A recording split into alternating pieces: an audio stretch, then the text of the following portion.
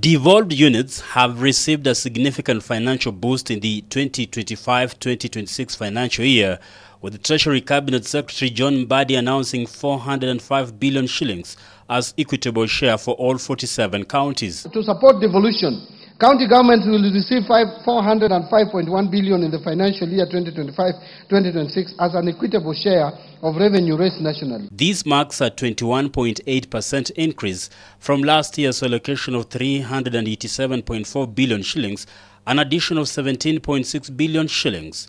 It's also the highest county allocation since the advent of devolution. CS Mbadi says the percentage is by way far than the constitutional requirement of 15% revenue allocation of the national budget to counties. The 405.1 billion represents 25.8% of the most recently audited revenues for financial year 2020-2021, way higher than the minimum of 15% prescribed in Article 203(2) of the Constitution. In addition, 69.8 billion shillings has been set aside for county-level infrastructure, water and sanitation, and food and nutrition programs.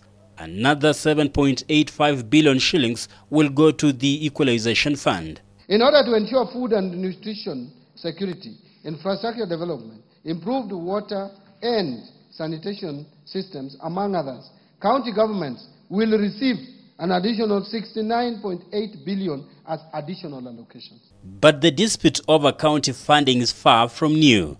The Senate and the National Assembly have remained at odds, with the Senate pushing for a higher allocation of 415 billion shillings, arguing that counties are taking on expanded responsibilities in health, agriculture, early childhood education, and climate action. Mr. Speaker, the on-source revenue policy recommended the development of a national framework legislation to regulate the introduction of taxes, fees and charges by county governments. Consequently, the National Treasury and other stakeholders developed the County Government Revenue Raising Process Bill, which is currently before Parliament for consideration.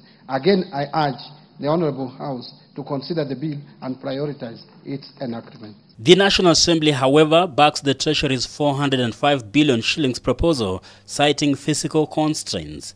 A mediation committee with the representatives from both houses is working to resolve the standoff, with its report expected before the statutory deadline to prevent delays in releasing county funds.